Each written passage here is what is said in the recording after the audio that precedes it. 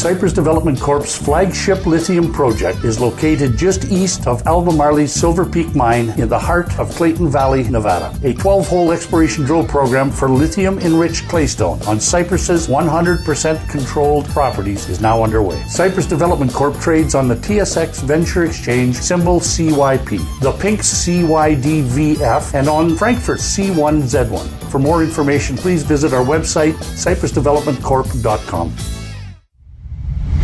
You're listening to HowStreet.com radio, available online at TalkDigitalNetwork.com.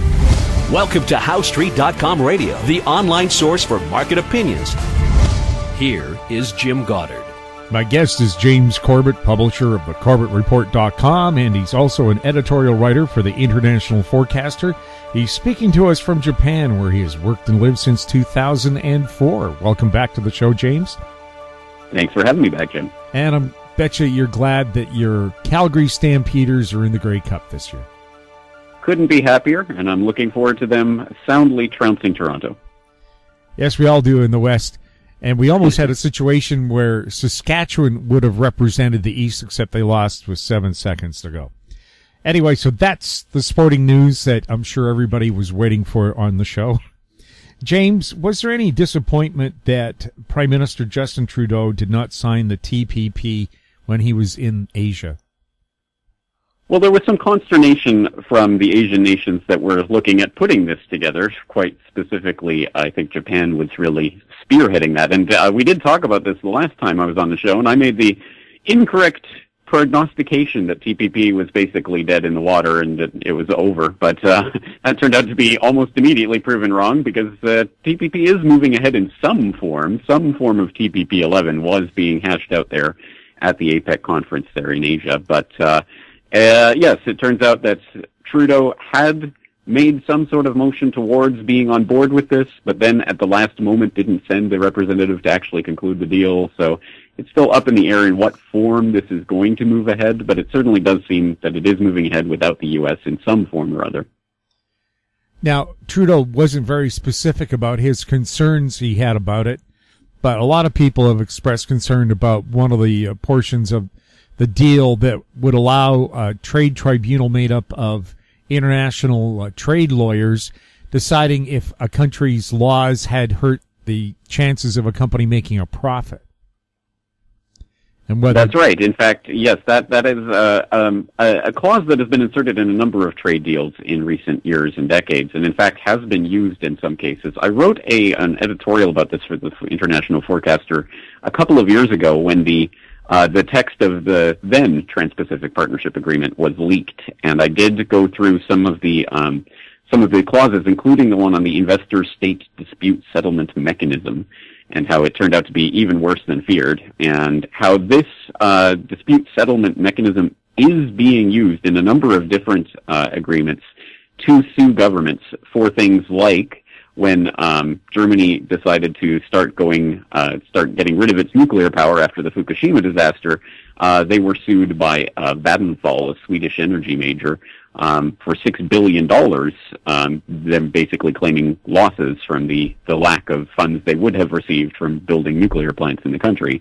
Things like that are happening, and so this is a worrying clause.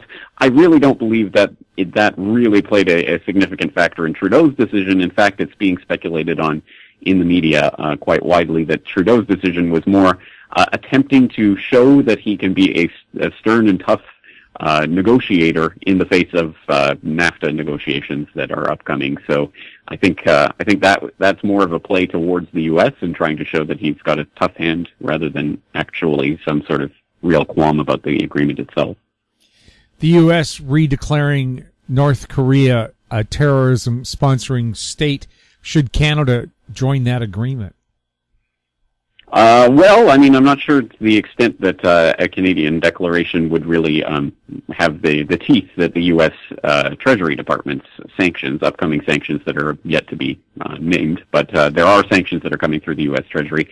I'm not sure that the Canadian sanctions would particularly have much of an effect on the North Korean officials that will be named in these sanctions. But at any rate, one would expect that Canada would go along with it if the United States was interested in them doing so, because there's no political downside from this for Canada, and I don't think that North Korean-Canadian relations are really pivotal to the situation.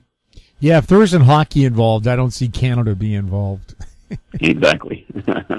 Now, does this toughening up with North Korea increase the risk? I've just read a report that South Korea claims that North Korea could have an ICBM capable of carrying a nuke to North America by the end of the year.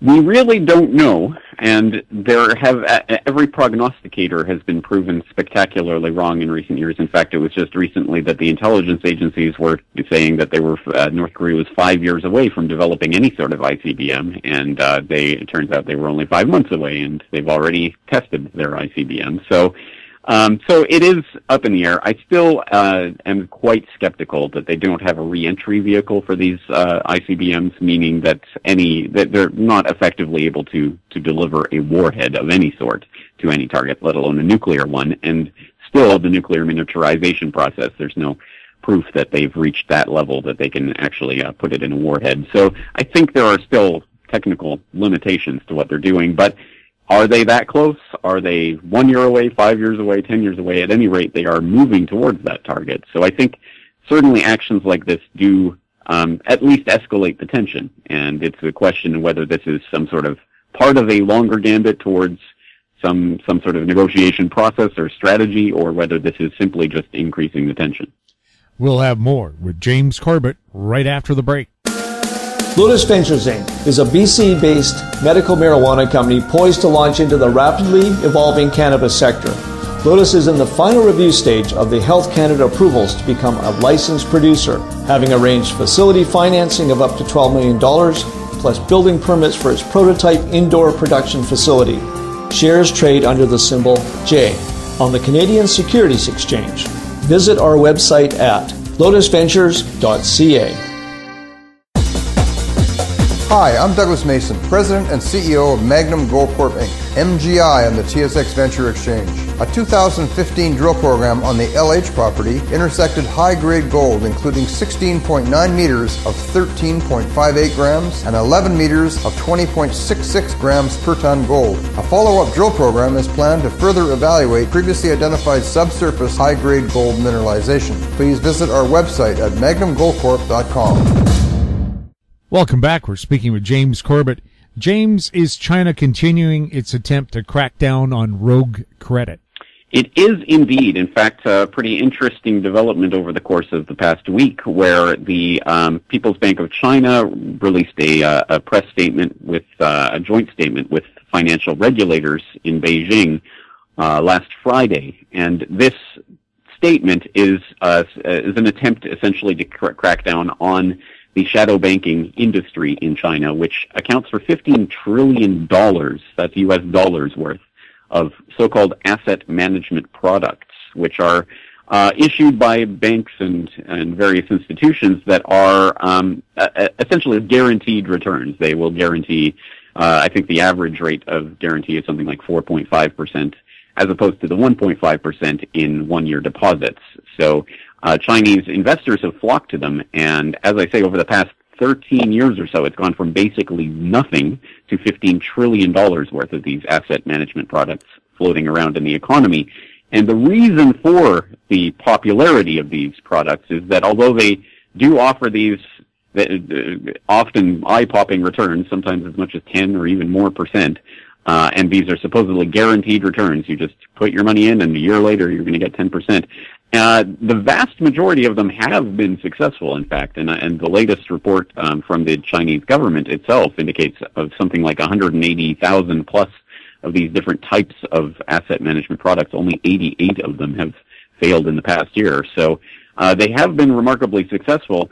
And coupled with the fact that the Chinese investors know and have always known that if any of these failed spectacularly, the Chinese government would step in to make them whole.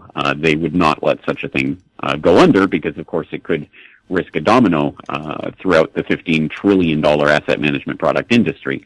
Well, now the regulators, as of last Friday, are coming out and basically proposing sweeping rule changes that would effectively take out any indication of any backstop from the government. If they're going to fail, they're going to fail. So there's a bunch of new rules that are coming in to effect. But the reporting shows, at least at this point, investors don't really believe the government on this point, and they still tend to believe that if there is a massive bankruptcy of one of these products, they're still going to be made whole. They still believe that there's that backstop there. So it's a question of whether China has whether people trust the Chinese regulators when they say they're not going to support them. And at this point, it seems that they don't trust them. Have you heard one of the ways around the Greater Vancouver foreign real estate buyers tax is that there's no rule about who you can borrow money from, so consortiums are being made in China to lend money to people buying houses in Vancouver. That buyer defaults on the mortgage, and then the consortium takes it over and doesn't have to pay that tax. It's interesting. I haven't heard that specifically, but that certainly wouldn't surprise me if that's going on. There have been a number of very interesting and innovative ways for people to get around the various Chinese capital controls, and that certainly sounds like one that could be quite effective in getting their foot in that lucrative West Coast property market. We'll have more with James Corbett right after this. Hi, I'm Douglas Mason, President and CEO of Rainy Mountain Royalty Corp., RMO, on the TSX Venture Exchange. Rainy Mountain's Brunswick property is located in the Rideout Shear Zone in Ontario, with grab samples running as high as 32 grams per ton gold. A follow-up drill program to test the numerous targets located by recent groundwork will commence later this year. Please visit our website at rmroyalty.com. Keep informed. Receive our weekly recap of thought-provoking articles, podcasts, and radio delivered to your inbox for free. Sign up for the HowStreet.com weekly recap on our homepage, HowStreet.com. Welcome back. We're speaking with James Corbett. James, one of the stories I just saw about the power grab going on in Saudi Arabia is many of the rich people being held have been told if you hand over 70% of your wealth, you'll be released. Have you heard any stories like that? I have heard stories to that effect. I've also heard stories of torture being used against some of these princes that have been rounded up. Unfortunately, of course, there's no real hard confirmation of this reporting at this point because, of course, all the information coming out of there is being heavily controlled and managed, but this is being reported by a number of outlets, including CNBC and others, that it's basically a deal, give us 70% of your wealth and we will set you free. And that could be quite lucrative, really, for the Saudi government, i.e. the Crown Prince, Mohammed bin Salman, who is behind this roundup and purge, or whatever you want to call it, as it has been reported that over 1,700 bank accounts have already been seized, comprising something on the order of $800 billion. So 70% of that would pretty much fund the $500 billion megacity in the desert that Mohammed bin Salman just announced a few weeks ago, just before this roundup started, where they're going to construct an entire megacity out of nothing in the middle of the desert in Saudi Arabia in the next decade or so, called NEOM. And it's apparently going to cost $500 billion to do this construction. Well, there you go. I guess if they can extract 70% of these seized holdings, that's pretty much paying for it right there. Is there anything new in China, India, and Russia teaming up economically? Well, I don't know the latest in terms of their economic team-ups, but I do see, I'm just glancing through the headlines right before we talked, I did see an interesting development in some of the headlines that seem to portend something, if not economically, perhaps militarily. And one of those headlines was that Russia is rolling out its first upgraded supersonic strategic bomber. They've got the Tu-160M2, which they are slated to roll out in February of 2018. And combine that with the headline that is also in the news right now. China flies 4 heavy long-range bombers and spy planes near Japan, talking about some Xi'an H-6K long-range bombers and Shanxi Y-8 electronic countermeasures aircraft, as well as 2 Tupolev Tu-154MBs that have been spotted in Japanese airspace, or at least very near Japanese airspace, in the recent weeks. So again, I think that does give a flavor of the way that this is being looked at. And I think China-Russia economic cooperation has to be seen also within the larger lens of that military cooperation that goes alongside it. And we see that reflected in organizations like the name is going to escape me as I'm talking, the Shanghai Cooperation Organization, the SCO, which just last year admitted 2 new members into its midst, namely India and Pakistan, which is an interesting political mix, but they both became members of the Shanghai Cooperation Organization last year, which is seen sometimes as a type of NATO counterbalance. That might be a bit overblown, but at any rate, it does involve joint military drills and does involve economic cooperation as well. So I think we do see this all coming together. But the interesting kink in that formulation is that India is now being touted by the U.S. State Department as a key towards the Asia-Pacific region. They're now calling it the Indo-Asian region, which is, I think, a sign that perhaps India is being at least looked at by the U.S. State Department as a potential partner for, if not a roadblock, at least some sort of counterbalance against growing Chinese influence in the region. So it is a question whether India can be wooed away from the Beijing orbit and more into the U.S. fold. And I think that is a possibility because of China-Pakistan cooperation, including in the China-Pakistan Economic Corridor, which is part of this One Belt, One Road $1 trillion investment scheme that the Beijing has cooked up.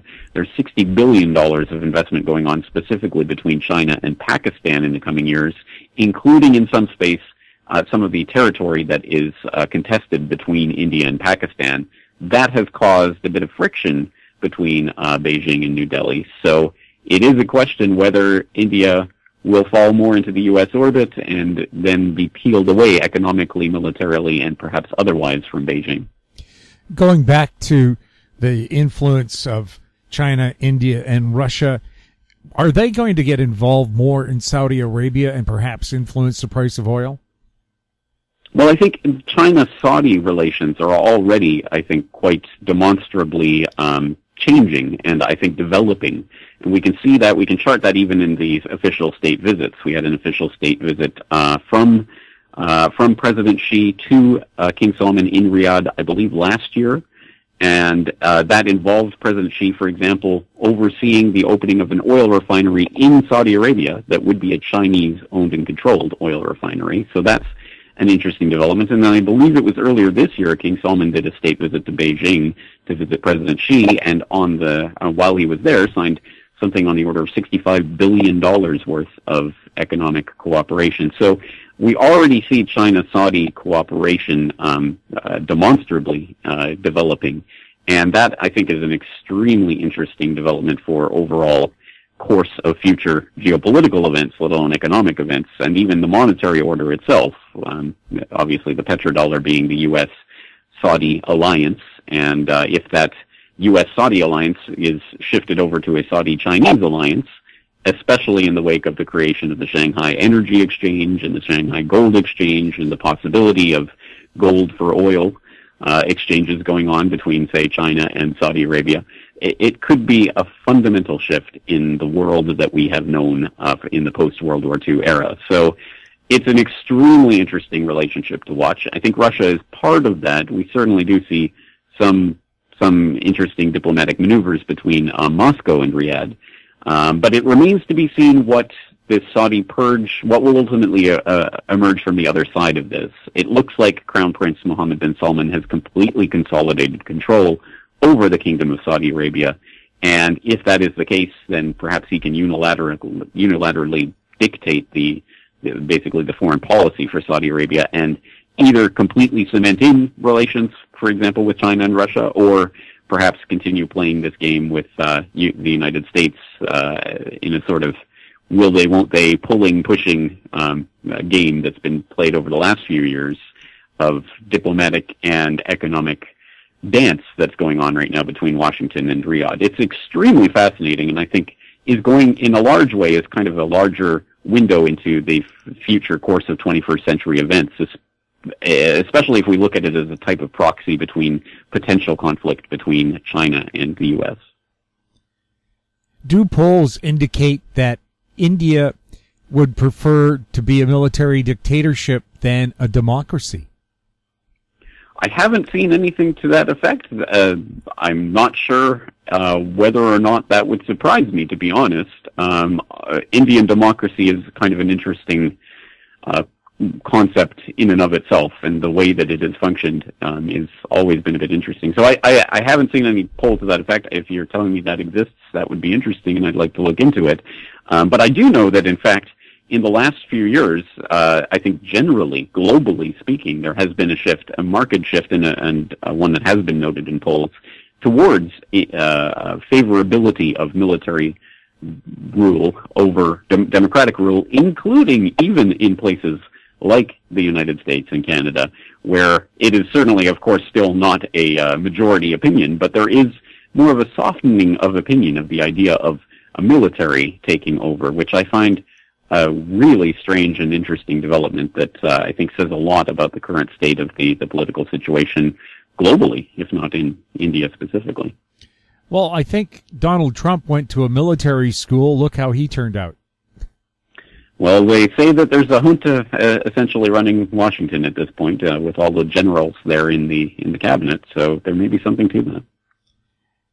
Have you seen anything about China plans to boost tourism by upgrading something like 64,000 toilets? Because the biggest complaint people have about visiting China is the public toilets.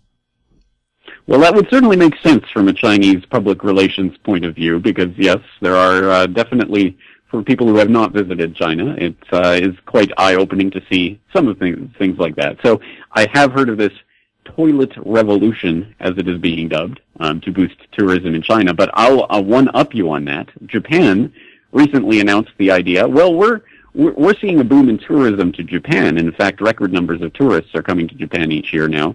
So what we're going to do is we're going to institute a departure tax. That's right. So for the privilege of departing from Japan, you're going to pay a few dollars in taxes, extra taxes, which they will then use to help promote Japanese tourism. So I'm not sure that's going to actually work in their favor, but at any rate, that's an idea that's being floated in Japan right now. You have to pay to get out. James, Hotel California or Hotel Tokyo? I don't know. Yeah. Well, if the Eagles are still around to sing a song about it. James, thank you so much for speaking with us. Thank you. My guest has been James Corbett, publisher of thecorbettreport.com. He was speaking to us from Japan. If you have any questions for James or any of our other guests, you can send them to info@howstreet.com. I'm Jim Goddard. Thanks for listening. Comments made on HowStreet.com radio are an expression of opinion only and should not be construed in any matter whatsoever as recommendations to buy or sell any financial instrument at any time. Available online at TalkDigitalNetwork.com. HowStreet.com radio is a production of HowStreet Media Incorporated.